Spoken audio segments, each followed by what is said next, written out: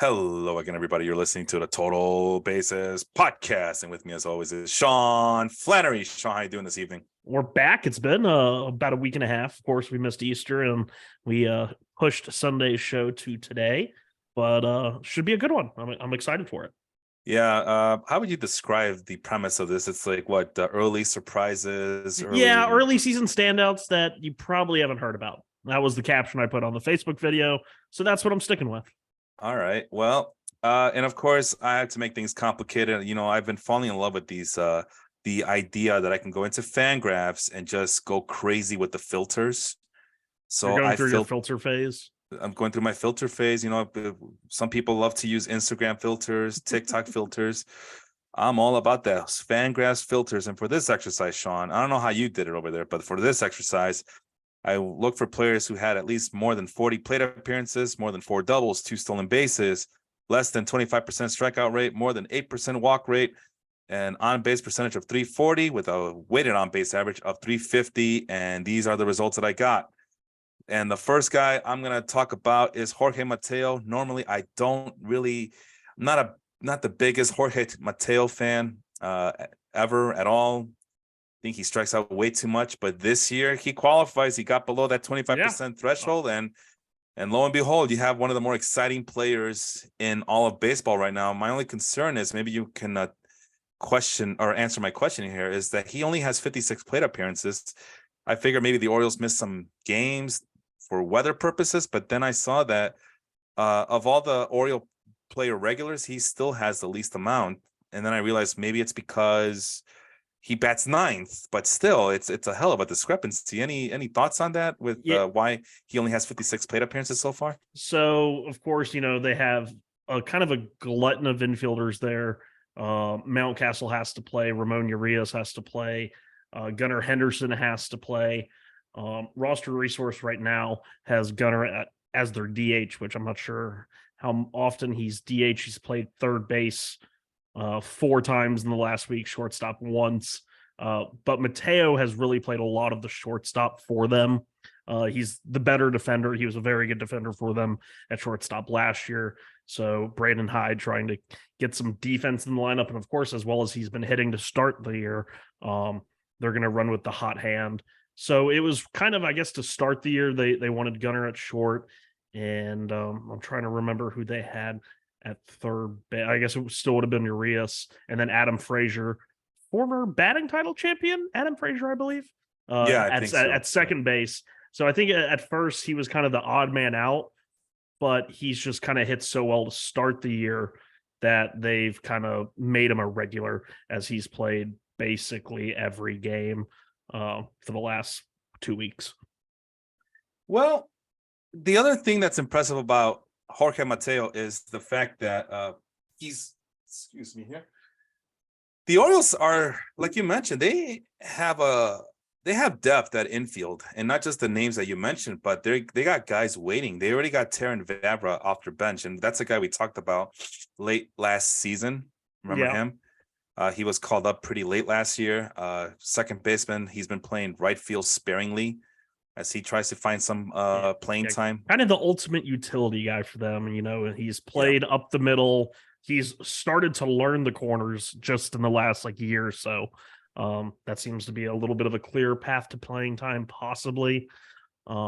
Still more of a utility role for him now as well. But like you said, they do have a lot of depth. Because in their minors, they still got Joey Ortiz and they still got Jordan Westberg, who those are 2 guys I had listed as players to look for. And I did, and that's part of the reason why I didn't go after Jorge Mateo in fantasy drafts this year, because man, if he falters, because if you look at his career, it's just, let's look at the strikeout rate really quick with Jorge Mateo. 39%, 26%, 27%. That's even high, even in an era like this. It's pretty damn high. Yeah. And the Orioles have options. Either you bring up Vavra from the bench, or you bring up those 2 guys I just mentioned, Westberg and Ortiz, and all of a sudden Jorge Mateo might be in trouble. But somehow, some way, he finally realized that maybe he shouldn't strike out so much, I guess, and it's led to him having just these ridiculously high numbers. I know it's still early. It's a 389 BABIP. but we're not about trying to figure out fluky or what. But it stands out. That's the whole point, right? It stands out. And I just want to look at this plate discipline numbers really quick. At the bottom of his Fangraphs page, he's being more patient than ever before this year. Mm-hmm. Usually when guys have shown a discrepancy in patience at the plate, it tends to kind of regress back to the mean. I know that's a term used a lot, but in this instance, I can see him go, like, he's only at 26.8% outside the strike zone swing percentage. I could see him go back to 35%, more towards his career norms. But hey, for those who drafted Jorge Mateo early on this in draft season, kudos to you. I mean, you got yourself a guy who has been producing, and all of a sudden on my end, Sean, my Fangraphs has gone haywire, but I'm slowly but surely trying to get to the standard page to make sure that I can save you a little bit here, because I just want to know how many stolen bases. Is it 8? It is 8. Yeah. Yeah. Oh, that's ridiculous. So Jorge Mateo, in his major league career so far, since being called up, and I believe it was 2020 was the first year. Yep, with San Diego. That seems like a forever time ago, but never had a whiff percentage below 30%. 35 in 2020, 30.4 and 21, and 30.9 in 2022. So far this year, whiff percentage 23.2. As you mentioned earlier, chase rate is down from 36.5% last year to a shade under 25%. And on pitches in the zone, he's making contact on 86.5% of them. That's up nearly 10 points from where he was last year. And he got a lot of playing time last year, and it was kind of, he had fits and starts where he was really good and then he was really bad. But the one thing that kept him on the field was his defense, as he was one of the best defensive shortstops in baseball last year, according to outs above average. And I believe it was like UZR or DRS hated him, but OAA loved him. So, but Jorge Mateo doing the things that you would expect to see in an early season hot streak, making more contact, chasing less. And then the kind of shocking thing is the exit velos are up. Last year he was like 85, 86% more of like the slap type hitter to use his speed. But this year 92.5 miles per hour on the average EV, career high in max EV already as well. So maybe a little bit more power is coming. I don't think so, but well, here's the thing, man. He's posting career high 48.7% ground ball rate. To me, that just shows a guy. But that's for him. That's good. That was my point. That was my point. For him, it's good because he could utilize that speed and then get on base in that manner. But there is a lot of flukiness to him. It's a career high pull rate. It's a career high Fangraphs hard hit rate as well. Is it the same at StatCast? Yeah, career high at StatCast. So it looks like he's hitting the ball harder, but he's hitting it to the ground. But that's okay because the shift is gone. So what difference does it make if he hits it on the ground or not? It's probably not into he's hitting them where they ain't probably. And like you mentioned, he's utilizing that speed on those grounders. Yeah, because if he hits the ball in the air, he hasn't shown that he has the capacity to hit for that much authority and power. But if he hits it on the ground, he uses those wheels. But there's a lot of flukiness to his game. But you know what? You will take it right now because 8 stolen bases. It's 8 stolen bases. And he's pairing that with 3 home runs so far. I don't think this is going to hold at all. Like, not at these levels. But it is interesting to see that it seems he has made some adjustments in terms of his approach at the plate and doing more damage on when he does swing. And he's still only 27. He's still only 27. Yeah, I feel like we were talking about him, the prospect, like 10 years ago, which we probably were. That's the problem. It's the Orioles. And like you just have a bias against the Orioles unless their name is Grayson Rodriguez. Or Jordan Westburg or Joey Ortiz. And don't mind those guys, right? Hey, that was my question, Mateo. Though. Is it good enough to hold off the Terran Vavras, the Westbergs and Ortizes of the world? Yeah, I think Vavra's too limited defensively.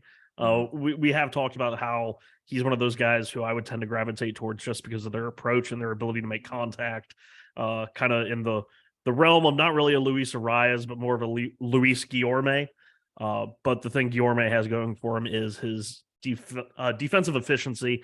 Vavra not really in that same mold.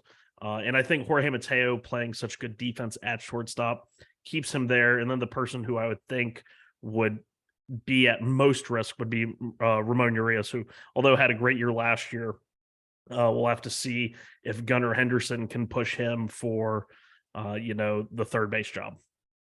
And really quick, before we move on to your infielder, I just wanted to point out that Matt Chapman is leading the league in Fangraphs' definition of WAR, wins above replacement, the F4. And that's the reason why I used the GIF that I did in the Baseball Life Facebook group as a way to, let the people know that there's a show on tonight. And I did use Matt Chapman, and that's why, because I noticed that he led the league in WAR, and not just for his defense, but he's hitting the crap out of the ball this year. Yeah, just a casual 252 WRC plus. No big deal. Not like it's a 489 BABIP or anything. It's just early season fun. But he missed the cut because he didn't steal 2 stolen bases on my filtering. So he only has 1 stolen base. He just needed 1 more. Anyway, a guy that I've always liked, and that's your guy. You want me to introduce him, or you want to do it? I'll let you take the reins. All right. Well, it's a guy I've always liked. He's finally getting more playing time than I anticipated in San Francisco. It's JD Davis. I know that defensively he never had the glove for it, but I just wish him. I mean, those Mets teams, the leftovers that they can't find playing time for, the Dominic Smiths of the world. JD Davis is always a guy I've always liked. And this year, I actually picked him up in a couple of my leagues, either 1 or 2 of my leagues this past weekend. So I'm excited about that. What do you see in JD Davis this year that he may not have done in years past? He's getting a chance to play every day for the first time since 2019. And he's getting the chance to do that at one position. I think he's only had maybe, a handful, not even a handful of games at first base. Yeah, he's only started 1 game at first base this year, played 10 innings, being primarily their third baseman. Of course, they lost Evan Longoria in free agency last year. And they did have some options at third base. There was, Brandon Crawford could have moved to third or to second base if Correa had signed. Wilmer Flores was around. Tyro Estrada, more of the middle infielder. But this year, they gave him third base. And of course, they have top prospect Casey Schmidt, who I'm really, really high on both for his glove and his bat, but still needs a little bit more seasoning in the minors. And the one thing that people never doubted about JD, well, Mets fans did, but we know that they're full of it sometimes. JD Davis hit. All he did was hit. He posted the best single season home numbers of any Mets player in history in 2019. That's still a pitcher's ballpark. And to put up the numbers that he did in 2019, where he hit 307, 370 on base, almost a 530 slug. Of course, in 2019, with the offensive environment that 2019 was, it was good for only a 137 WRC plus. But last year got stuck on the bench very early in the year while the Mets played Robinson Cano and Dominic Smith at DH, and they tried to almost utilize him as a purely verse left-handed pitching designated hitter. That didn't really work. When he did get playing time, you could just tell he wasn't in a rhythm because he wasn't getting the playing time. Right. Gets traded in the very ill-fated Darren Ruff deal, who they're now teammates already back in San Francisco. He was a part of that deal that brought Darren Ruff to the Mets, and he went on a tear right at the end of the year when he was with the Giants, and they started playing him more and more. And this year, he's picked up right where he left off. He did drop the strikeout percentage, which was something that was starting to become a problem when he was in New York, striking out 32% of the time in 2021 and 33% of the time last year, while still recovering from a wrist injury. But this year, strikeout percentage is down to 22%, batting 350, 389, 633 slug. And like I said, the guy has done nothing but hit. And the thing that I think is keeping him very safe right now is the fact he's playing the best defense that he's ever played. And of course, JD Davis, as you mentioned, he never had the glove for third base, which I thought he never had enough of a chance. It was always, when he came to the Mets, okay, you're going to be the backup third baseman and first baseman. And then they're like, oh shit, we need you in left field. And then he played left field all that year, was terrible. Go figure. Hasn't played much left field in even all of his professional career. And then in 20, it was third base, left field 50-50. And then he ended up playing third base. And then they acquired Todd Frazier because it's the Mets. And then last year it was all as a DH. But this year he's always had the arm for it. Right now, I believe he's at like a +2 outs above average. If I could find it, of course, I'm on the wrong page. Yeah, he's at +2 outs above average at third base already this year. That puts him in the 93rd percentile. He's hitting the snot out of the ball like he always has. 332 expected batting average, top 3% of the league. A 430 WOBA. And he fits your criteria for striking out less than 25%. So I don't think he has the stolen bases. But JD Davis is doing his thing. I've always been a big fan of JD, never been shy about it, and I'm really happy to see him doing well. Walk rate's low though, too low. But he as a Met, it was always between like 9 and 12%. So I kind of expect that to go up, but I also think that's a certain thing with him because I just had his Savant page up and the swing percentage was up, so it looks like he's trying to be more aggressive. It's up to about 55%, climbed up from last year, and I think by doing that you have shorter at bats. You're not going to get shorter at bats because you're not going to get into those deep counts, and that kind of saves you some strikeouts, but you're also not going to walk as much. And for somebody who has the just lovely batted ball data that JD does when he makes contact, doesn't even have to get all of it to hit it hard. You're okay with that as long as he's not making, terrible decisions at the plate. All right, let's move on to my outfielder. So we were supposed to do one infielder each and one outfielder each. And my outfielder is it's Ian Happ of the Chicago Cubs. Surprise, surprise, right? Homer. But, hey, you're not gonna believe this list, man. But after I did all those filters, right? I was gonna say, how many names ended up being on that list? 6. 6. Okay, I want to hear the other 4 before the episode's over. But go ahead with Ian Happ. I could do that right now. I was actually going to disclose it. Do you want me to do it now or later? Go for it. Go for it. All right. At number 6 with a WRC plus of 127 is Jonathan India, who I was thinking about going with, but I wanted to give my infielder. I wanted to give Jorge Mateo some shine. Because I think he deserves it. But nice little bounce back year from Jonathan India so far. At number 5, your guy, Brandon Nimmo at 142 WRC plus. Not sure if that is translating to fantasy points or giving. He's got a 20% walk rate and he's not striking out. He has a walk rate 10% higher than his strikeout rate. He did hit his first home run today. Oh, there you go. So he probably is more helpful in leagues that account for rate stats.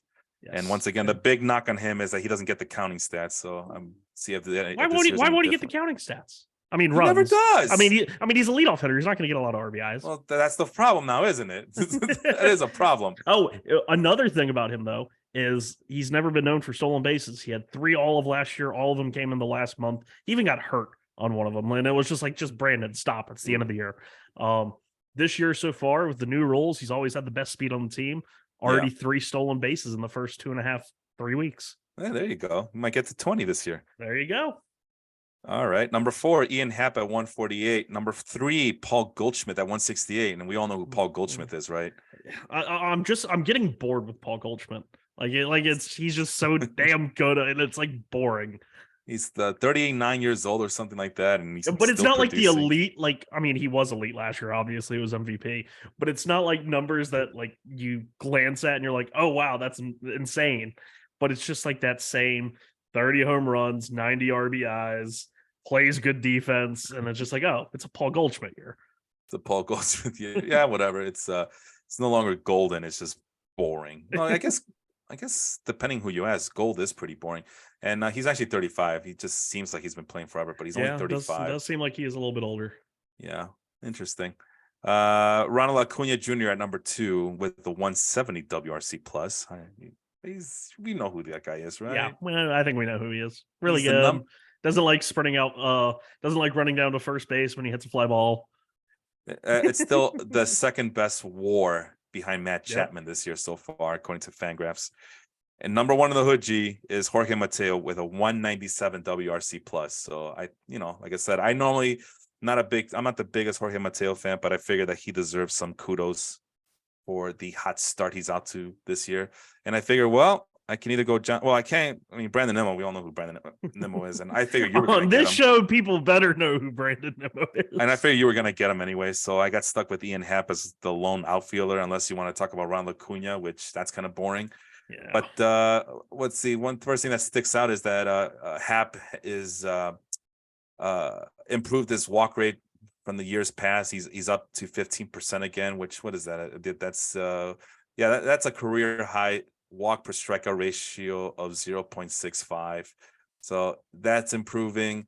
It's still at 395 BABIP, so anything can happen between now and next week when it goes back down to normal levels. But still, when he takes an offer for a series and like the numbers just completely change, it's always the wackiest part about this part of the season. The first month is like you have one great series where you get 7 hits, and it's like, oh, your batting average just went up 130 points. You go take an offer and it drops like 70. You're like, what the hell? Well, hey, look at this, man. Just like Nimmo, Ian Happ has 3 stolen bases. There you go. So what is that? I clicked on in-season projections, and I'm trying to find his WAR total. I don't see him in the top. It's 0.5 because he's a left fielder. Okay. Yeah, it's not important. His defense probably ain't that good because he's never been that good of an outfielder. But it's all offense with him. Oh yeah. Shoot, man, I'm kind of disappointed that there's no button for me to press that I can get the what do you call it, the projections for the rest of the year. But at any rate, and all of this would look a lot better if he were a second baseman for real, because that's what he got drafted as. He got drafted as a second baseman, but we'll have to make do with him being an outfielder, pretty good outfielder.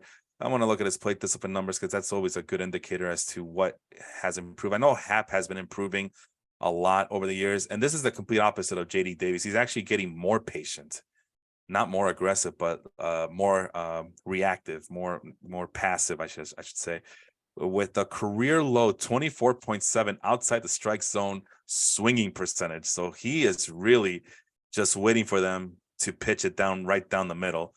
And what's that? He has a zone rating of 43.5, which would be a career year for him.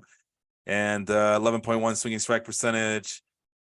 Contact rates are about the same, but he definitely is attacking the strike zone more than ever. So good for him. And you know what it is, Sean? I think having a good team around him, as even though it's minimal improvements with that team, I think that might have done wonders for him. They got Seiya Suzuki now healthy, and then behind that is Cody Bellinger, who's kind of having a bounce back season. I don't know if it was worth getting him in the middle rounds of a baseball draft, but it is a decent start to his season. And then Trey Mancini's back there, Eric Hosmer's back there, and Patrick Wisdom is clobbering the ball.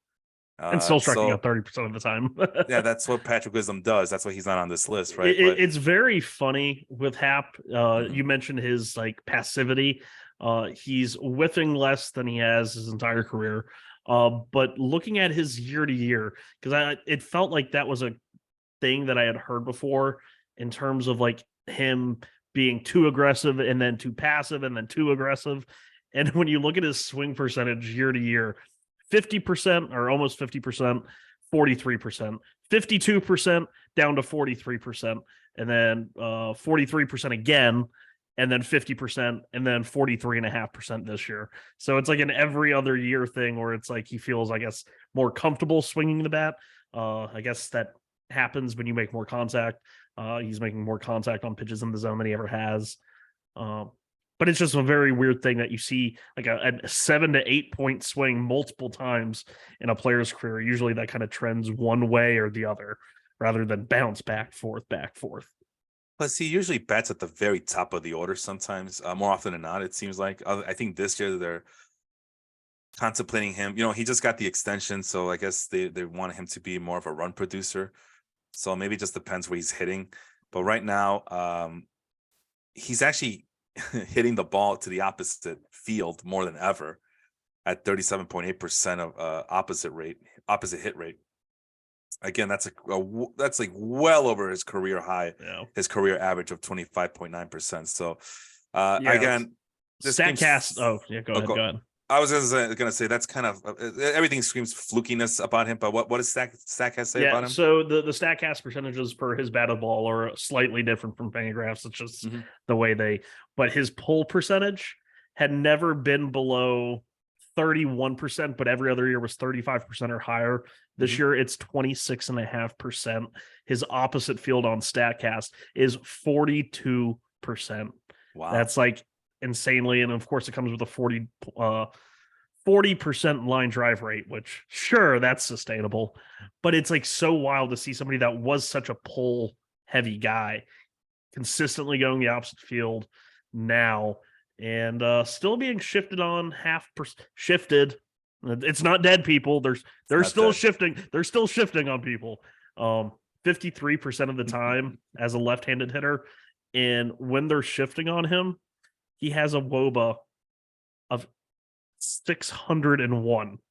And he has 54 plate appearances as a left-handed hitter. So 53% of that is what, 27, 28, 29.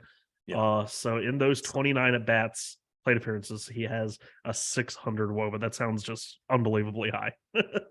Don't think I've seen that one before.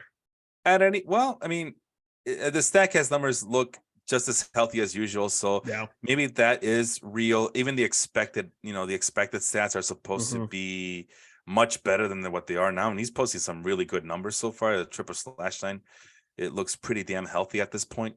But there's a lot, obviously, it's still early in the year, lots of things that are unsustainable.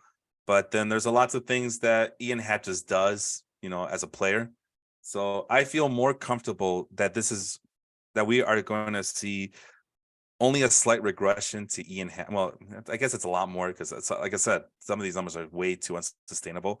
But I feel like we're going to see, this is more realistic of what Ian Happ can do than as opposed to what Jorge Mateo can do. Yeah. And I think, he's batting 313 now, batted 271 last year. His OBP's gone up about, what is that, 70-ish points. I'd expect the OBP to stay high rather than the, say, 516 slug. And then the only other issue I would have with Ian Happ going forward is the very, very drastic platoon splits right now. I know it's still early, but really struggling versus left-handed pitchers as a switch hitter. Last year, he actually hit lefties better than righties. But I want to say for his career, he's usually been kind of down against left-handed pitching, more of a natural left-handed hitter himself. So we'll see if that can improve. But yeah, he's off to a nice little start. All right, let's move on to the next guy. And your outfielder is James Outman, which is still the worst name you can give to a hitter. Not as bad as Will Ohm, man, as a relief pitcher. I think there's a guy named Bob Walk, I guess, a long time starting pitcher. Michael Waka. But no, that's the thing. His name is Outman, but he does not get out. Has a 409 on base, and of course, I believe we talked about James Outman last year. I guess when he had that past off season. But when he got called up, I think we mentioned him because he had not at all, not once. I would have remembered him. Yeah. I have a hard time because he had that really great series in Colorado. I don't know. I think I mentioned him. Well, I don't think he was on a minor league episode. I think we talked about him after he got promoted. But anyway, I know that we talked about him this past offseason because you were really high on him, and this comes at the heels of the Rate and Barrels podcast also talking about him like the week before. Oh no, they're going to say we copied him. But Sean, he's still striking out at 30% strikeout rate. That's higher than 25% last I checked. It's just a number. It's down 12% from his one series sample size last year. Of course, had the great game. I think he hit for the cycle. Was it the cycle, or he hit 2 home runs in his first major league game? But then he proceeded to strike out in his 7 of his last 8 at bats. This year, it's down to 30%. It was 42% last year, 43%. But in 2022 in the minor leagues, He absolutely just tore it up. And of course, some of that came in the hitter-friendly PCL. And I can't remember if his Texas League team is a hitter-friendly park, because the Texas League is mainly hitter-friendly, but I want to say the Tulsa one is actually pretty equal, if not a pitcher's park. But at both levels, the numbers were nearly identical. Just hit for a little bit more power in Oklahoma City in the PCL. 31 home runs, stole 13 bags, had a 394 on base, or 392 on base in the minors. Showing off that same skill set so far at the major league level. Strikeouts were a bit of a problem for him in the minor leagues, but he also walked enough to offset that. We've heard this before. He reminds me of a much more athletic Joey Gallo, or even more of what we expected Jock Peterson to be when he first came up. Kind of the high, the strikeouts are a little bit high. You expect some stolen bases, and Mets just finished playing the Dodgers in a 3-game series. He looked really good. Great defense as always. Doesn't chase out of the zone. Really good chase rate so far to start the year. And he just seems like one of those guys who has a knack for hitting. One of those, still, whiffs too much, strikes out too much. But if he's whiffing and striking out like this and can still put up these type of numbers, that bodes pretty well. He hits the ball hard when he does make contact, doesn't chase, and plays great defense. So that's going to keep him on the field, especially in a pretty depleted Dodgers outfield that is likely not to have Mookie Betts in it, with their needs at second base and shortstop, which is going to be wild to see Mookie Betts play shortstop, but he can do everything. So he's going to come out here and win a Gold Glove in his first time playing shortstop. But yeah, James Outman, pretty good job security. Who's he going to lose his job to? Jason Hayward. It's not happening. So love James Outman moving forward. All right, let's go out to the rubber, to the mound, and talk about some pitchers. We each got one starting pitcher and one relief pitcher. I'll go first. And again, I have a list of 5 names of guys who made the cut of my filtering. And right for the filters over at Fangraphs, I did a minimum of 10 innings pitched, strikeout to walk ratio above 6.5, strikeout rate above 23.5%. Walk rate below 8.5%, a whip below 1.20, and an FIP of 3.0. And I have a top 5 list of guys who, top to bottom, the lowest to highest xFIP, which is the expected field independent pitching. Would you like to hear those names now or later? Go for it. Number 1. And then I'll try and guess which ones you picked. Oh, I wait. I already know. But you already know. My bad. I could have looked really smart. Let's start from the bottom up. So again, Luis Castillo at number 5 at 2.84. At number 3, because number 4 is my guy, but number 3 is Zach Eflin, 2.69. And again, Eflin's not with the Rays, right? Yes. Yeah, that's what I thought. He was like the first. He was the first free agent off the board last year, I think. Of course, it was like out of nowhere, free agency just started, and it's like boom, Tampa Bay Rays 3-year deal, and you're like, wait, what? You don't sign people. They got their guy though. So the move down to Tampa is already paying dividends for Zach Eflin. So who could have seen this coming? A guy who had really good natural curveball goes to Tampa, and they make it better. It's not like we ever talked about him before or anything like that. So we don't know what we're talking about here. Clearly. It just proves that Philly's just not a good pitching environment now, is it? No, it is not. Although I'll give Bailey Falter. That's his name, right? From the Phillies, yes. Bailey Falter. The other good pitching name. That's right. We did talk about that. Bailey Falter did have himself a hell of a game against the White Sox in Chicago last night. Unfortunately, it was with the White Sox pitching staff teasing a no-hitter last night. So would you say that the Phillies offense faltered? Yeah, they definitely did. Definitely. Although JT Realmuto was on the bench because it was a doubleheader. Anyway, Taj Bradley just making the cut at 2.12 xFIP. Taj Bradley, how you like them apples? And he is going to be sticking around. He will start on Monday, making his, I believe, 3rd start. I think he's made 2. So sounds about right. Yeah.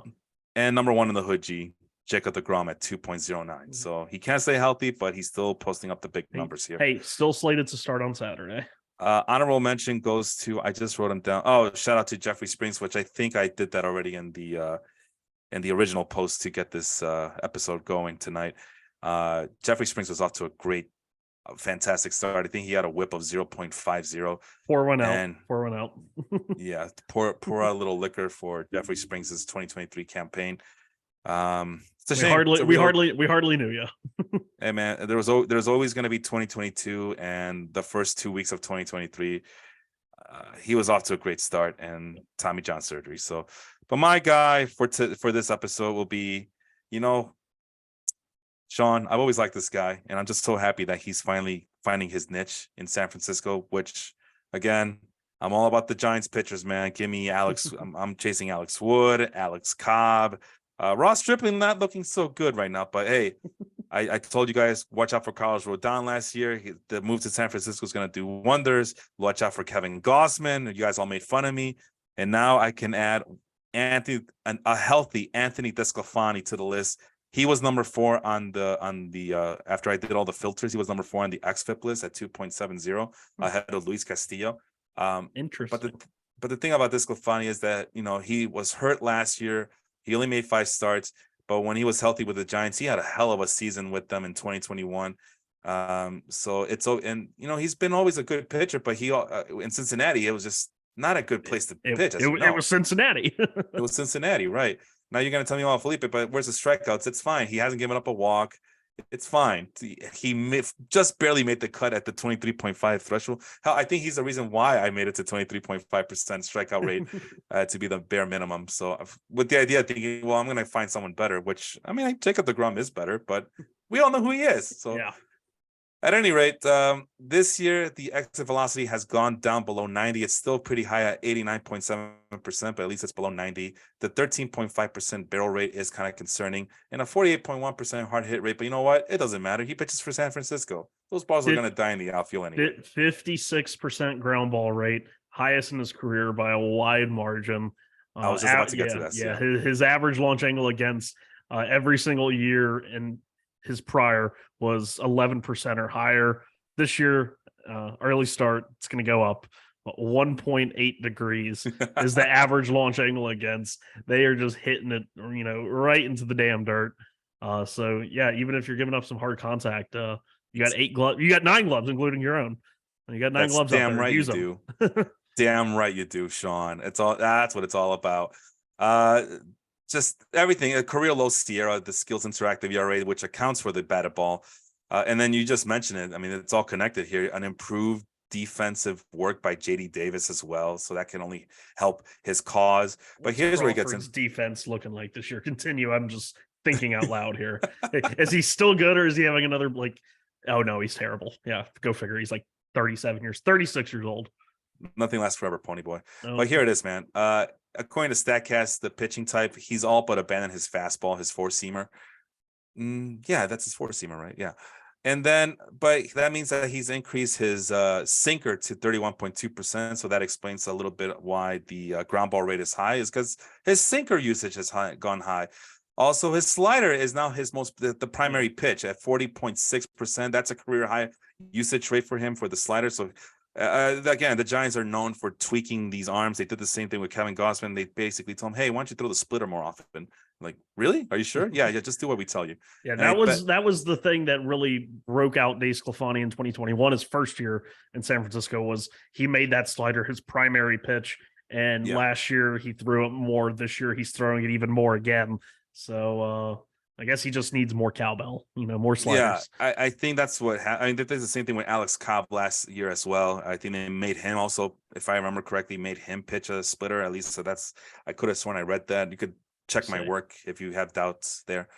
And then again, the changeup is double digits again for the first time since 2021, which was also a great year for Desclafani. So everything is it looks like he's finding his groove. He's finding something that's comfortable, and the sinker he still throws it in the mid 90s, 93.2 miles per hour. So it's a steady decline, not a precipitous dip. So everything's still good. I know. How old is he? 33 years old. Wow, Jesus. He just turned 33 years old yesterday. I was looking back because I was like, when did he debut?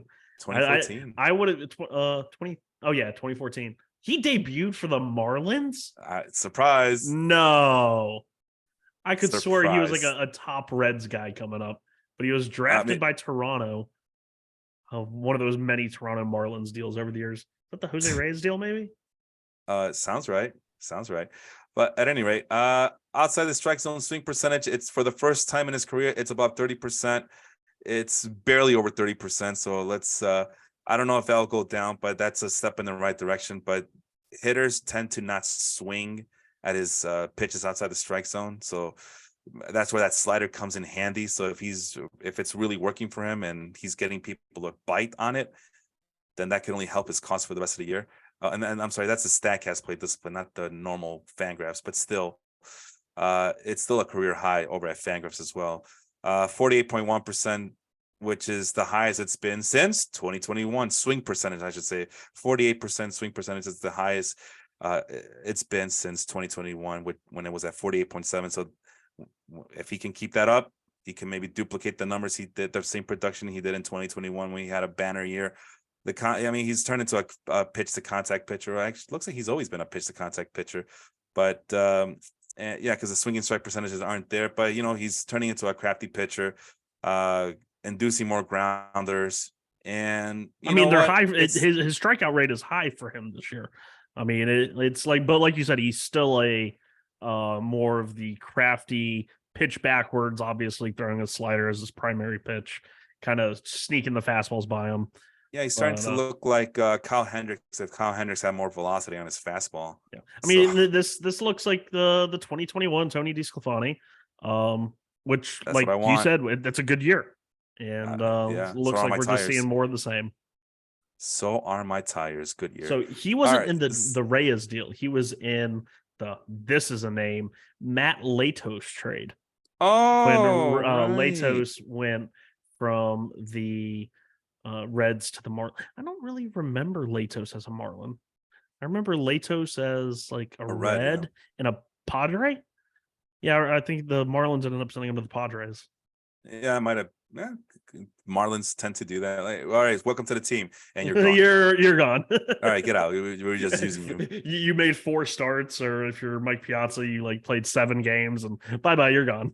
So yeah, on that note, keep an eye if you still want to see more of him. I would definitely keep my good eye on DeSclafani and see if he can really utilize take advantage of the new approach that he has on the mound.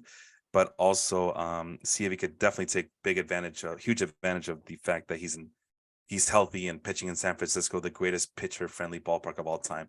All right, enough about me. How about your guy? Is a guy I always like. I liked him with the Red Sox, and I definitely like him with the Texas Power Rangers. He's easy to like. He has a big fastball, gets a lot of strikeouts. Just needs to have a little bit more command sometimes. It's Nathan Eovaldi. Sean, what do you see in Nate Eovaldi? Well, I was shocked that, when we were first starting to do the research for this episode, I was like, okay, let me just go look at the pitching leaderboards so far this year. And it was, the who's who of all the starters that you expect to see there. Jacob deGrom, Garrett Cole, Luis Castillo. And then the one that really stuck out to me was Jacob deGrom's teammate, Nate Eovaldi, because he's the only one in the top 10 that has an ERA above 3. I think there's a couple that are at 3.5. But Eovaldi's at 5.5 ERA. And I'm like, how is he, 7th in F4 then? Kind of an imperfect science, but expected ERA of 3.5, a FIP of 2.2. Basically, he has the same FIP as Spencer Strider. And we know how good Spencer Strider is. Obviously, Eovaldi isn't striking guys out like that. But Eovaldi is a guy who we've been waiting to be healthy, recapture some of that glory from the postseason that he had with the Red Sox. But so far was one of the arms brought in, one of the many arms that the Rangers brought in this offseason. And he looks to be he had one start where I think it was 10 hits and 6 runs and only 3 or 4 innings. He might have gone 5, I don't know. And that's kind of ballooned the ERA. Still throwing the ball hard. Definitely a guy I would keep my eye on as, we enter late April, early May. You have some owners that might just grow frustrated with somebody and rage drop them.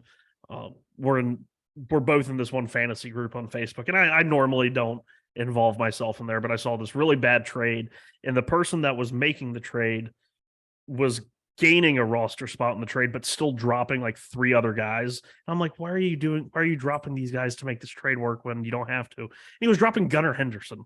And he's like, oh, he's not doing he's doing terrible. And I'm like, it's 2 freaking weeks. And of course it was a Yankees fan. I thought it was Melvin. No. It was Melvin doing this But nonsense. no, like Evaldi is a guy I could see that some, owner that doesn't pay that much attention in your league would be like, oh, this guy's an ERA over 5, I'm dropping him. If somebody did that in my league, I would instantly pick him up. He's got a 4.22 BABIP that's bound to come down. That's the highest in the top 10 by like 100 points. So Nate Evaldi, look for a bounce back, should be going forward. And that Texas team, I think they're doing pretty good. I can't remember exactly where they are. Yeah, they're first place in the AL West right now. 2.5 games over the second place Angels. The Astros are in third. The Astros and Dodgers have a losing record. Let me just screenshot this for the rest of history because I haven't seen that in forever. But could be a nice little wins stealer. Could see like a Carlos Carrasco-esque 15 wins from last year. Maybe Nate Evaldi being a little bit better could get 16, 17 wins. So just a nice little perspective pick. All right. By the way, Nate Evaldi, without looking, you're not looking, are you? At right? what? At what? At the Evaldi page? No, I'm not on the. You're not looking. Page. It's closed. Close it off. Yes, I do not have it open. All right. Without looking, I swear, I just have the Major League Leaderboard page up, so I have what's on the dashboard. Without looking, who's older, Nathan Evaldi or Anthony DeSclafani? Oh, I would think they have to be about the same age. We said DeSclafani's 33, Evaldi's 34. No, this Evaldi is 33 as well. But okay. I was about to say I feel like they'd be about the same age. He's 2 months older. So it's pretty funny how it feels that Evaldi is closer to 40, but it's just that he's just stayed healthier. And DeSclafani, and even like Evaldi hasn't been that healthy. he's been healthier than DeSclafani. By comparison, right? Because I thought DeSclafani was still 27, 28 years old, but he's 33 as well, which was kind of surprising to me. All right, we move on to the bullpens. Did I have anything else to add here? No. For the bullpens, Sean, I had filters. I had to drop down the innings pitch. Yeah, it's all about the filters. Cold filtered, double filtered, quadruple filtered beer. I don't like light beer. We're not sponsored by any brewery. No, I don't know. And for the love of God, we're not sponsored by Anheuser-Busch. Don't attack us. Well, I mean, listen, man, any beer that you drink, odds are you're drinking Anheuser-Busch. That's what I love about it. They own everything. They own all the breweries. They own all the beers. And who says we don't allow monopolies in America? We just give it a fancy name and a shell corporation. Oh my Lord. Damn, dude, you just went. Did not expect that from you. Did not expect. Woke Sean Flannery. Woke Sean. You won't see it much. But everything's about competition until the monopolies come complaining that there's too much competition. And it's funny because the monopolies will say they are competing. They're competing against each other. They're competing. We just happen to own both. We just happen to own both of them. Yeah, AT&T. Anyone? Yes. AT&T has such a weird history, but I'm not gonna. I better stop because I don't want to. This is a baseball podcast, right? I don't want to get murdered by the powers that be. Like Felipe knows too much, but no, it's a good point. They monopolize everything. What antitrust? What is this? Major League Baseball here? Which, by the way, I know that you saw this, but are you ready for the designated pinch runner or the designated runner? No, we're not going to get into this episode. I mentioned that as a joke. We'll be here forever if you start a rant on the designated pinch runner. We will not end this episode. I mentioned that as a joke a couple of weeks ago. I think we were talking about Daniel Vogelbach. That's why the Mets have Tim LeCastro on the roster. Well, he's on the IL now with phantom back spasms, which the Mets are really abusing the hell out of. They've been doing it since last year with back spasms and putting people on the IL so they can clear a roster spot if they need like an arm or an extra roster spot. I'll tell you this much, man. Yeah, I'm pretty sure the Mets are pushing for designated runners just so they can get Daniel Vogelbach. Like, does that mean that LaCastro is standing behind home plate with a runner stance on? No, Vogelback still has to get to first base, I think. Oh well, I don't know. I don't like that rule, but I know that you could say It's like that. college softball has it, and I watched like college softball if it's on TV, or when I was in college and I worked, security. Like I got paid to go to the game, so why not? And they had like the designated pinch runner rule, and I never properly understood that. I had somebody explain it to me, and it only confused me more. And so I was just kind of Not like, a this fan. makes no sense. Not a fan. I don't care if it's softball or baseball. Not a fan. I'm not a fan. I know you could argue, well, they have specialists come in for basketball. Yeah, but once you're in, I guess you can get in and out. You can get benched again. Imagine that adds a new roster lineup spot in fantasy baseball. I don't like it. You can just have like a util -R. No, You don't want to draft runners. Oh my god, that'd be so much fun. no. Now we're just getting way too much like football. Like where First round Terrence Gore, it's like drafting a kicker. yeah, because he's gonna or who's the other guy? Gerard Dyson. Gerard Dyson. It's funny because both of those guys are like 35 years old now, but everybody still uses them as the example, even though they're not the fastest. Granted, Terrence Gore might be. Like, he was on the Mets postseason roster last year, and it's like he's 30 something, and I still think he's faster than anybody in the league. Yeah, not a fan. I hope they don't go with that. I'm not a fan of that. I don't think they will. No, but they're experimenting. Well, yeah, it's the Atlantic League. I'd rather them do this stuff, like experiment with it, than not experiment with stuff. But that's one I don't think it's going to happen. It's just, Okay, so Terrence Gore is only 31, but Gerard Dyson I know is like 35, 36. Yeah, both with the Royals at one point, right? Yep, that's what I thought. All right, moving on to the bullpens, and again, the filters used for this one was 7 2/3 innings pitch minimum. The default is 10, by the way. But I'll say most relief pitchers right now have anywhere from like 6 to 10 innings. The most being 10, the least being 6. That's why I dropped it to 7.2. Strikeout per walk of 8, strikeout percentage above 25%, walk rate below 8%, a whip below 1.2, and a field independent pitching below 2.0. So the starting pitchers were below 3. The relief pitchers are below 2 because relief pitchers have better rate stats than starting pitchers. I have 6 names for you. You ready? Here we go. Number 6, David Robertson at 2.83 xFIP. Number 4, because number 5 is my guy. Number 4 is David Bednar. We know who he is. 2.56 xFIP. Number 3 is Jesse Chavez. 2.50. He continues to. He's going to pitch until he's like 46. He's a relief pitcher, Jamie Moyer. That's right. That's right. So we know who he is. Interesting name here. Number 2, Drew Verhagen. Tigers, Cardinals. Yeah, he was in the Tiger system for a while, but yeah, he's Cardinals now. I was thinking of him, but I said, nah, it's the Cardinals. I don't want to talk about the Cardinals. Number 1, Jorge Lopez. And I was close to picking Jorge Lopez, 1.84 xFIP. It's a guy that I really don't like, Jorge Lopez. I think he's more fluky than anything, but he's fluky is the wrong word. I'm sorry. And I don't he's not even the best relief pitcher on his own team. That's what I mean. I mean, John Duran is just like, hey, hello. Why am I, setting up for this guy? Hey, he has like 4 saves. Who, John Duran? Yeah. Yeah, I know last year he was mostly primary. He was the fireman. The fireman, like, we're in trouble. Base or loaded, get in there and get us out of this jam kind of guy. Meanwhile, Jorge Lopez needs to pitch with the bases empty. There, I said it. But he's having a great season so far, according to xFIP. But my guy, you're not going to believe who it is, Sean. It's another Reds player. It seems like it's been a very Reds friendly. I hope we have some Cincinnati fans tuning in because it's probably the last. Talk about you guys.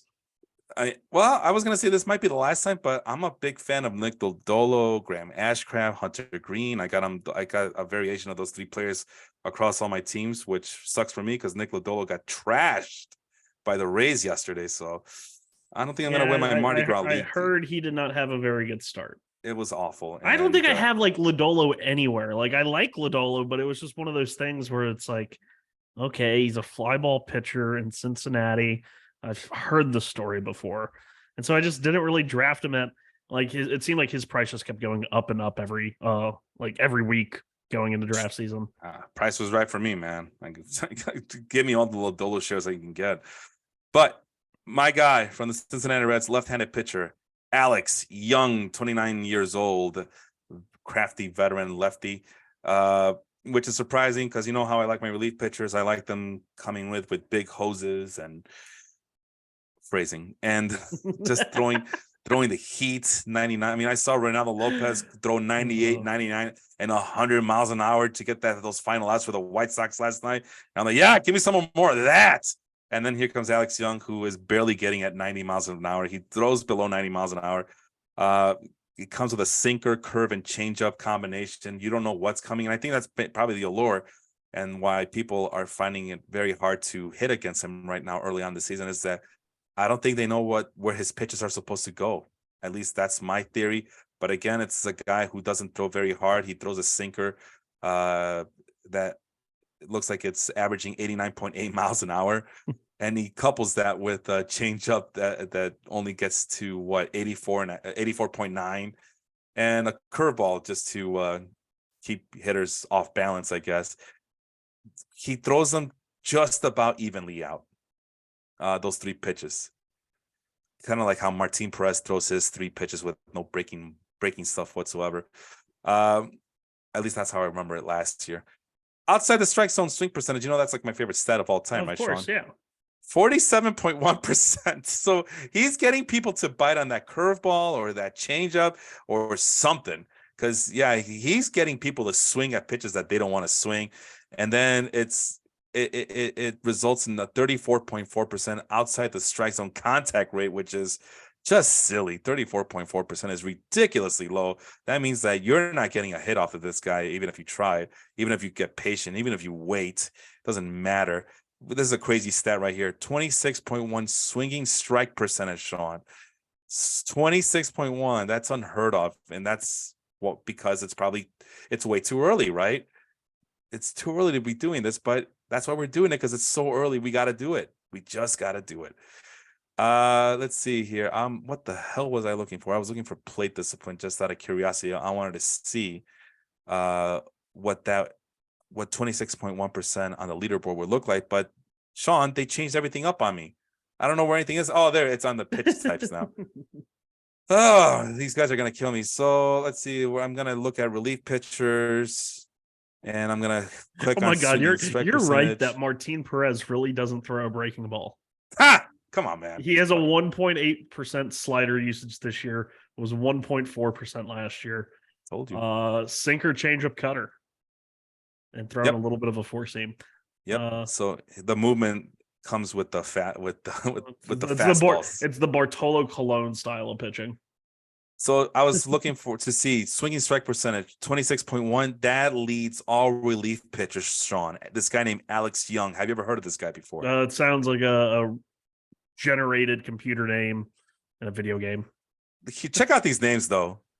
Guys he's ahead of right now: Felix Bautista, who we like; Jose Alvarado, who we like; Aroldis Chapman, who we know who he is. We know who he is. I've always liked them too, but Aroldis Chapman? Not this year, though. I always liked them. I told you I like guys who can throw really hard. Fast. We're gonna get canceled. We're gonna get canceled. Why? Because I said the word. You're saying you like domestic abuser. Well, I heard he has a powerful left arm. What? Oh, you're just digging deeper. I love it though. Continue. Not as deep as I dug to get Alex Young on the freaking list. Alexis Diaz at number 5, Jordan Romano, Gregory Soto. Wow, I didn't realize that he has that high of a swinging strike percentage, because I always thought that he sucked. Gregory Soto on the list. He does. Some guy named Ronel Blanco. He's from the Astros, because of course it's the Astros. Oh, no, I actually know that name. Ronel Blanco? Yes, he made a start against the Mets in spring training. And I was watching the Houston broadcast, and they had their new GM who came over from Atlanta in the booth while the guy was pitching. And I mean, he was like blowing the Mets away. I think he went like 3 innings or something like that. And even the Houston GM was like watching it from the booth, and he's like, "Oh my God, I'm gonna have to dig deeper on this guy." He's like, "I don't even really know who he is, but he's really impressing me right now." I mean, he had only got hired like probably a month before, and Blanco was just one of those like tweener arms.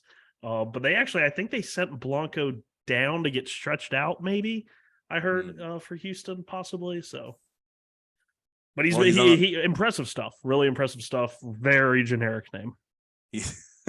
Who Ronald Blanco? He's got a very white name.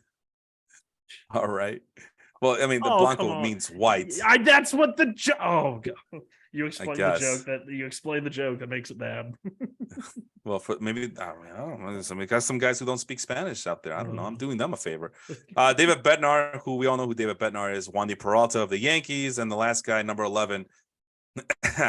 Victory lap time for me. I told you guys the relief pitcher to get in Arizona was Andrew Chafin, 20% swinging strike percentage. I told you so. But Alex Young is a weird name because he doesn't blow by the hitters. He doesn't have overpowering stuff. As you saw, Sean, Eno Saris's, what do they call, Stuff Plus numbers are available on Fangraphs now. Yes, that's amazing. So Alex Young, his Stuff Plus number is 80, which is well below the 100 threshold you're trying to reach, right? Let me guess, it's like 130 command plus. No, it's not. It is above 100 though. That's depressing. Location plus is 103. Pitching plus is 100. So I'm telling you, guile, craftiness, and just pitching know-how, man. Just that's he's living on paper clips and bubble gum. We'll see how long it lasts. Yeah, we'll see. But let's see. I want to take a look at his StatCast numbers before I move on to your guy here. Ground ball rates at 47.6%, which right around his career high. He distributes the batted balls evenly between pole, center, and opposite directions. So not anything too weird or too, well, I guess that would be weird, right? Because we're used to seeing him get pulled and get hit very well. He's been getting hit hard here as well. StatCast, right? Yeah, the hard hit rate is way up high. So when they do hit it, it gets hit hard. 92.4 miles per hour exit velocity. It's a career high against him as well. But 0% barrel rate. So yeah, even when hitters make contact, it's probably that sloppy contact, that hit off the end of the bat kind of situation. I thought his name sounded familiar. He was a former starter in Arizona. I vaguely remember him starting in Arizona, like getting called up from AAA and was just like one of those filler arms. Okay, this makes sense. Career high strikeout percentage of 28.1. That's the career high. So it's not just the fact that he's keeping batters off balance and making them hit weak contact against them or unbalanced contact, but he's also striking out a lot of guys. So again, a lot of these guys are a little fluky, but this is an interesting name to keep an eye on, especially if you guys, for fantasy purposes, if you're in a holds league, or even if the Reds get tired of Alexis Diaz's troubles. I don't know, Sean. They're not troubles. They're not troubles. I don't know. Something that one game where he looked really bad, and I looked to myself like, wow, this guy looks. It's like the Puerto Rican WBC all over again with this guy. 1.35 expected ERA for Alexis and a negative 0.06 FIP.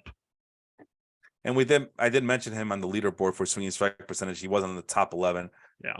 Alexis is nasty. Alexis is. I think Alexis in the long run could easily be better than Edwin. I'm that serious about it. Like I think Alexis. I don't know about that much. I think. I don't know about you see him. He's at like 40 something strikeout percentage this year. Every time I watch him play, though, he gets lit up. I don't know. Maybe I should just stop watching him play. The darn eye test again. The darn eye test. I'm just saying the Reds have options. Okay, they have options if he falters. Yeah. He's only striking out 60% of batters. Yeah, casual. I'm just saying. I saw he was really bad. I saw him and he had one bad game. That's enough. That's the only game that he's given up a run. Hell, that's the only game that he's given up a hit. And he gave up 2, and it was 3 earned runs. Who was it against? I know I was Philly. watching. It was in Philly. And he gave up. Yeah, that was sad. 2 hits, 3 earned runs, and a walk. That was sad. How can you? Because he only has 5 1/3 innings pitched. That's why. Okay, I was about to be like, how can he only have one game and his ERA is over 5? but only 5 games because, well, Cincinnati's not going to win a lot of games. Well, it just shows that Alex Young is more trustworthy. He has 7.2 innings pitched. Last I checked, 7 beats 5 every time. Michael Jordan rules. They got to save him for the closing opportunities that are never going to come. I'm just saying, they got options. Derek Law's on the team as well. I like the Reds. I like the Reds a lot. It might not show on the record. I will like this. I will like the second half Reds when Encarnacion Strand and Ellie De La Cruz and Noelvi Marte. Maybe Noelvi Marte. Yeah, and all of them are on the roster. Then I'll watch a couple of Reds games. Maybe we'll see Justin Dunn healthy, although it doesn't look like it. I'm just naming names here. No. I know that he was a guy. Justin Dunn isn't a thing anymore. Will Benson. Oh, remember we talked about him last week. He's on the team. Yeah. Oh no, he got sent down. He was. But he's on the Reds. Period. He's on the Reds system. Yeah. But I like TJ Friedel. I already mentioned Jonathan India, Jake Fraley, Tyler Stevenson. There's a lot to like here. Will Myers. I still think TJ Friedel and Jake Fraley are the same person. Like, I thought so too until I realized they have to be the same person. Just they'd swap out the uniform. Like get a ball boy to play for him in the field. They got a guy named Stuart Fairchild who gets some playing time. But most importantly, Sean, the legendary name of the show, Nick Senzel, getting regular playing time as he should, and getting playing time at third base as well. Interesting. Look at that. Look at him go. Other guys in the Reds that I guess that was it. Yeah, you mentioned Encarnacion Strand, and okay, that was it. I thought there were more guys. Anyway, let's finish up strong. You got one more guy to go. Your guy is a Cubs player. His goes by the name of Mark Leiter Jr., which is he related to Mark Leiter? Yes. All right, that's what I thought. Yes. Go ahead. Take it away.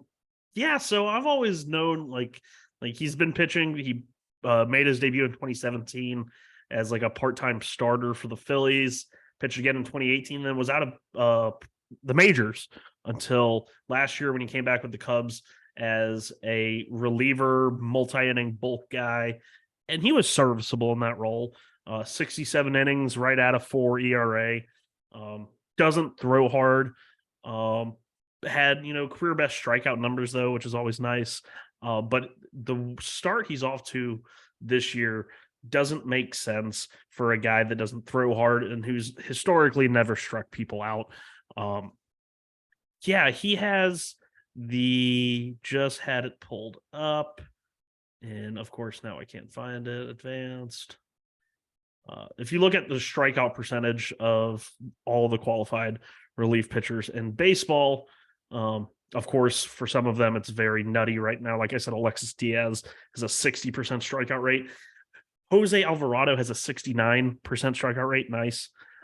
But 7th or 6th on that list, sandwiched right behind Josh Hader and Devin Williams, is Mark Leiter Jr. And he's doing all of this while averaging about 91 miles an hour on his fastball. And when I needed to pick a relief pitcher, I didn't want to pick all these names that, we know, the Batistas, the Alvarados, the Diazes, the Chapman, Hader. And so it just really struck me. I wanted to point it out. Not like I think it's going to continue, but is something to say about it. 96th percentile in whiff rate at just had it. That's for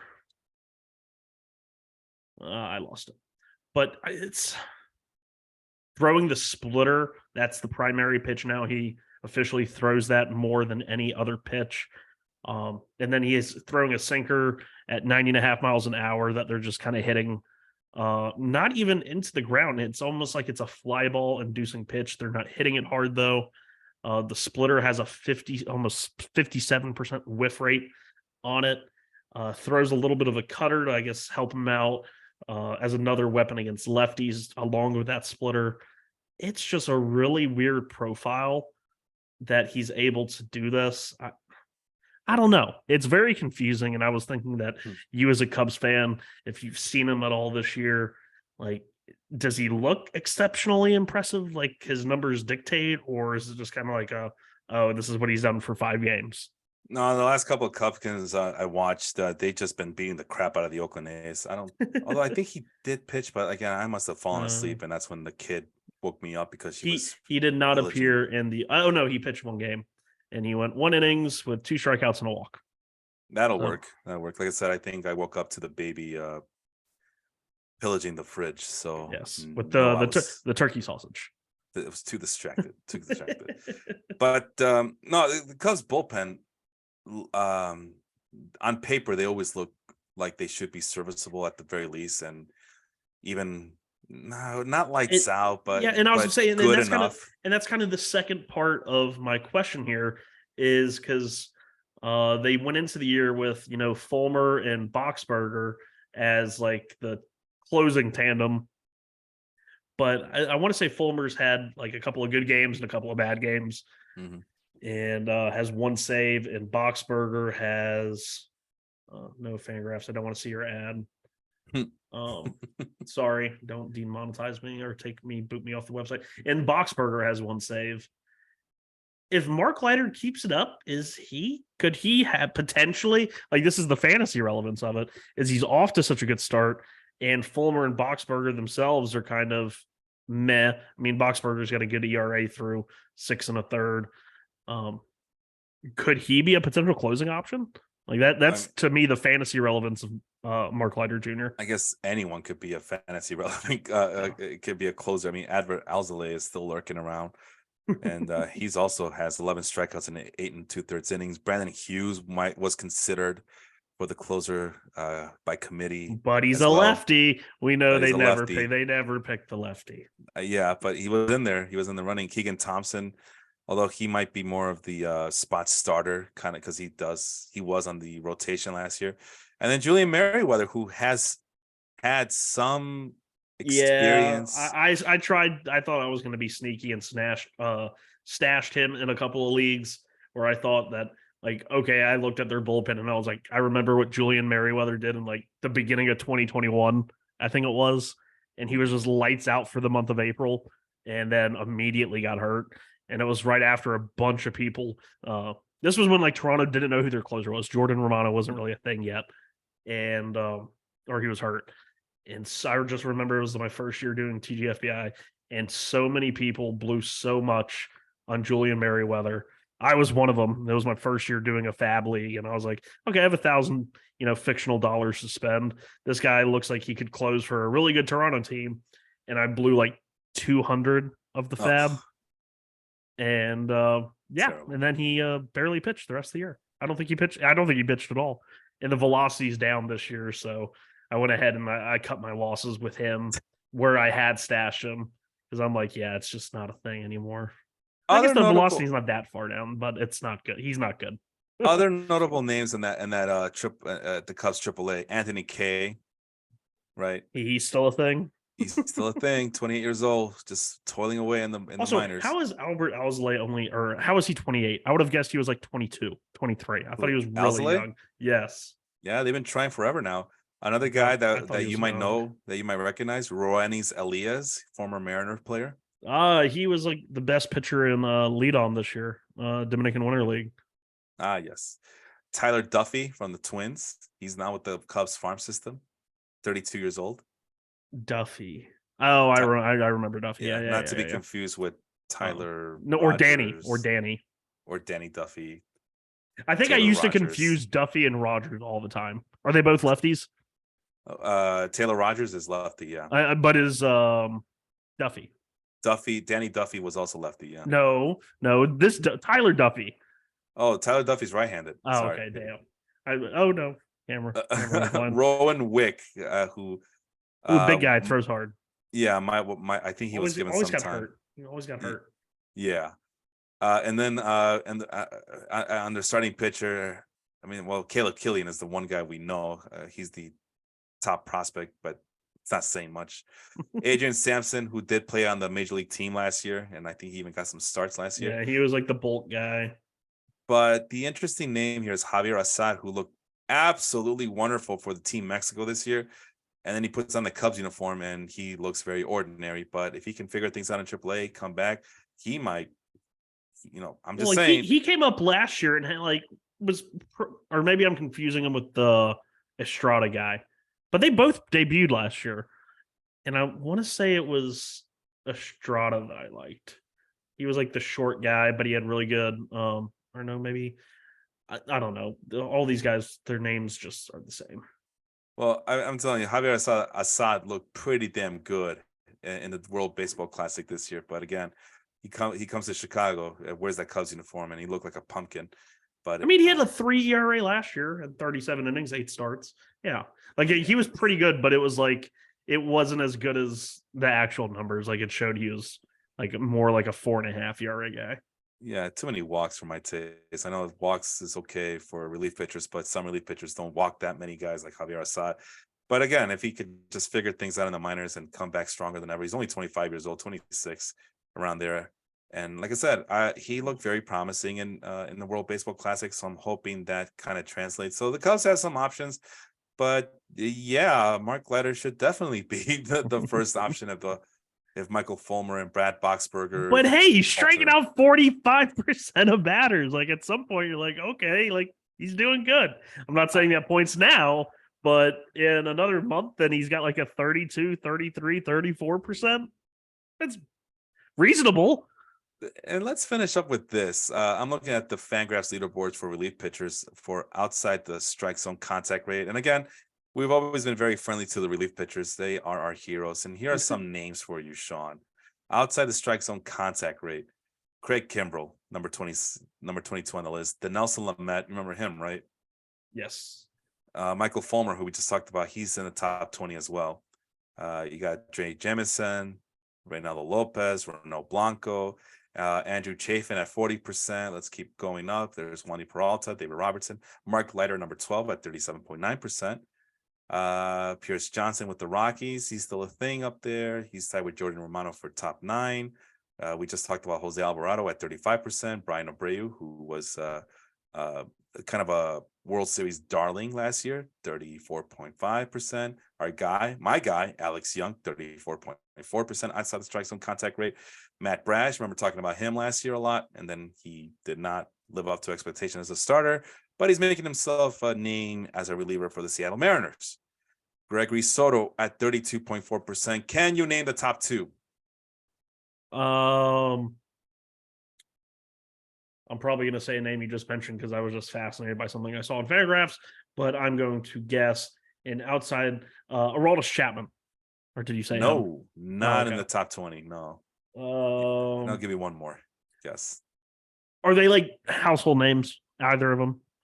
They're household in our world, Sean. They're household, especially American League or National League. I mean, there's a shit ton of relief pitchers. Help me out. Number 2 is in the National League, and definitely a household name. Left-handed or right-handed? He's right-handed. Shit, that really doesn't help. And number 1 is in the American League. I believe he's left-handed, but left-handed. Yeah, he's been in and out. Will Smith? No. Well, the American League, the National League guy? No. Will Smith's in the American League. He's on the Rangers right now. Oh, is he? I thought he was with the Braves. He's my bad. Making a comeback. Okay, so the guy in the American League is right-handed, but he has been known to go in and out of the rotation as well for this team. Right-handed, in and out of the rotation. Oh God, no clue. All right, number 2 is a household name. You want to give it one more crack in the National League right-handed pitcher? National League right-handed. David Bednar. No, not David Bednar. Good guess though, but no, not David Bednar. Who are these people? This is bugging me. Number 2, Devin Williams with his nasty changeup. Yeah, the airbender.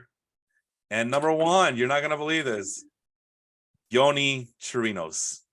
Okay. I would have never guessed him simply because he hasn't pitched in like 2 years. That's and it's funny. Little Andrew O'Sullivan. He's actually not very little. He's very tall. But he's had Yoni Chirinos in the 30-team league, and I swear to God, he's been on the IL. This league's been going. This is year 5 now. I think Yoni Chirinos has been on it for 4. Well, the strange thing about Yoni Chirinos this year is that he's only doing 11.6% outside the strike zone swing percentage, which means that hitters are not getting fooled by it. But because they're not swinging at many pitches outside the strike zone, I guess that translates into a 20% outside the strike zone contact rate because everybody's waiting for those inside pitches. Yeah. Because they will pounce on the balls inside the strike zone at a 90.6% clip. But, I mean, he's still not giving up a lot of He is not contact. striking anybody out. He is not. He had 12% strikeout rate. That is very, very low. But 136 batting average against. Of course, that comes with a 158 BABIP. Regression is coming for you, Yanni Chirinos. Yeah. Sierra of 5.36, xFIP of 5.77. So it's only a matter of time. But at the same time, it's the Rays. So yeah, going with a sinker slider combination with the occasional, what was that, a splitter? Yeah, So, no split. He throws a splitter. you think But he yeah, doesn't throw in hard? 3 but- years, he's thrown a combined 18 innings. 2020, 2021, and 2022. 18 innings. Yeah. Injuries. So right? I wasn't far off those 3 years. Yeah, it was like Tommy John in Yeah. the end of 20. And then I think he just had issues coming back last year. Kind of like the whole Noah Syndergaard thing, but I guess even worse. Because, All right. you know. Well, let's finish up here. Last words. What did we learn about today's episode? Early season numbers don't matter unless they prove what you already agree with, then use it away.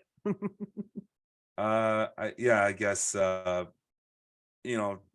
keep your eyes open. Sean, I'm learning to give people more chances. I think you realize that I picked a lot of guys I normally wouldn't Hell, look at. you picked Jorge Mateo. Jorge Mateo, which I would never do in a million years, but he's hitting out of his mind right now. No. Anthony DeSclafani, who is a pitch to contact pitcher. I would never have given him a chance. I think I just described him as Kyle Hendricks if he could throw harder, if he could throw with a much higher velocity. It's like the Giants pitching staff the last few years is just like the island of misfit toys. Like nobody wanted them, or they gave up on them. No, and then the Giants take them and do like one thing. They have a good year, and then they either suck the next year or they move on to another team. And it's not misfit. These were some highly regarded prospects at one point in their lives. It started with Kevin Gossman. Carlos Rodon is a former first round pick.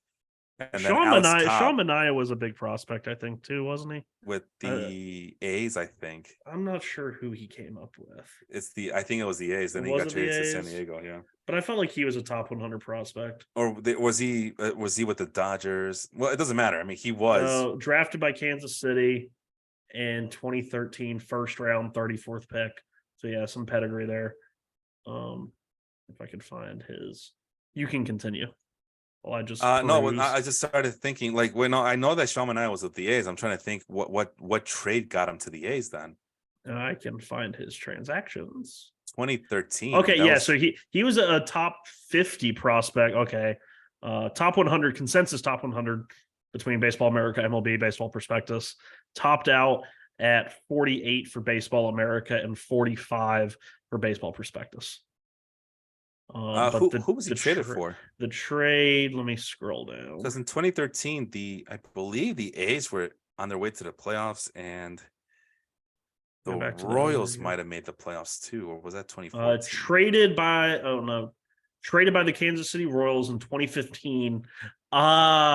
With Aaron Brooks to the Oakland A's for Ben Zobrist. That was how Zobrist got on the Royals championship run. Wow, look at that.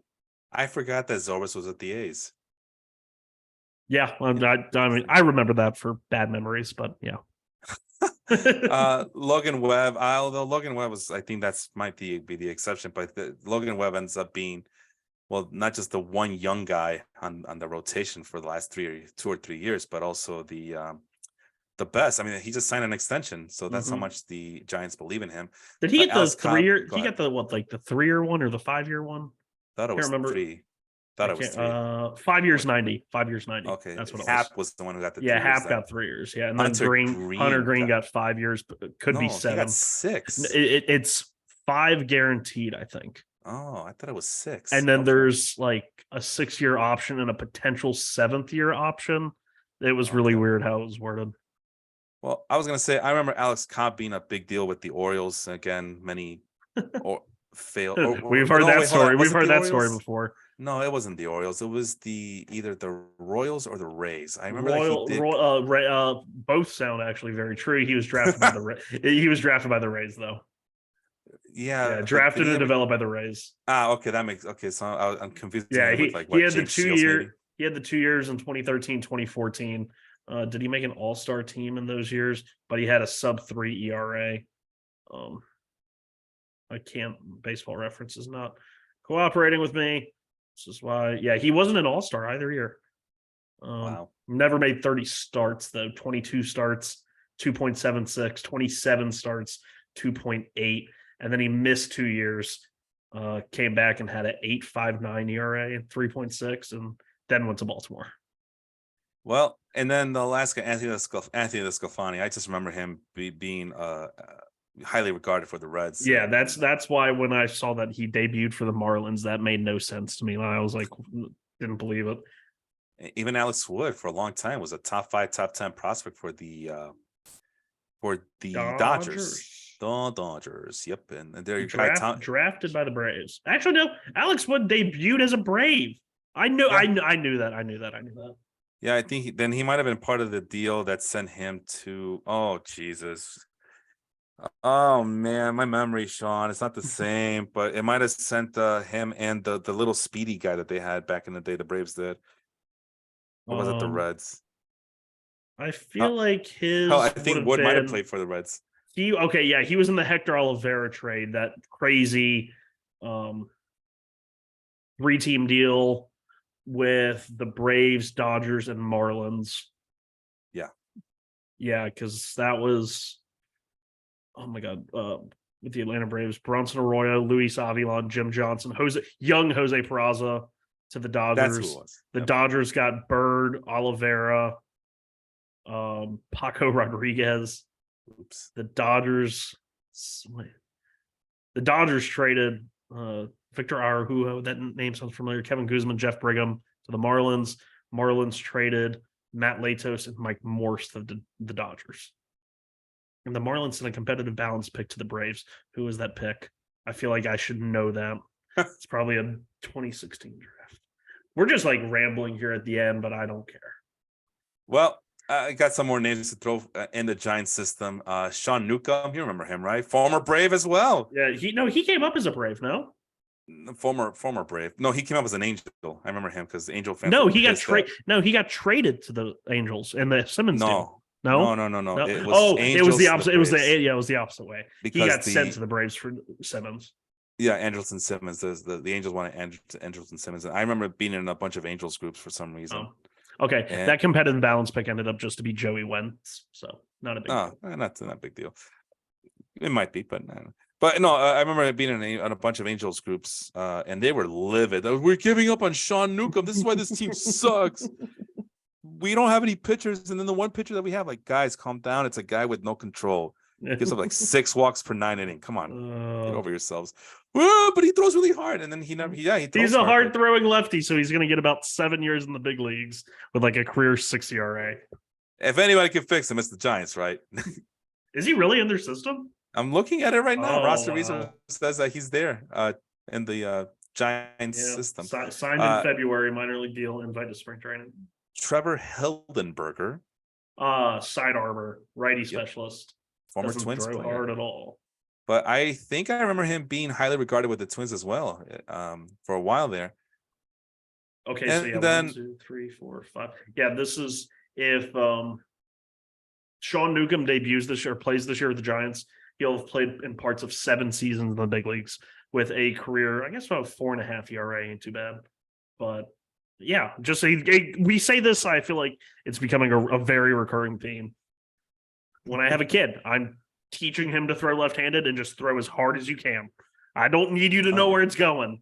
Just be left-handed and throw it hard. Joe Ross is also on the team, but he's injured right now. But Joe Ross, I told you, this is the island of misfit toys. That is misfits. But I think even Joe Ross was even highly regarded coming out with the Nationals, and I didn't realize he was drafted by the Padres. Here's some names for you on the hitting side. I just saw one. Clint Coulter. No, that's not a guy. Sorry, the guy who is a guy. Colton Welker, former Rockies. And then he had was it a PED suspension, or I think it was like drug of abuse suspension. I think he had like one or two. Like 1 or 2 of them actually. Casey Schmidt. For a long time. Oh, he's really good.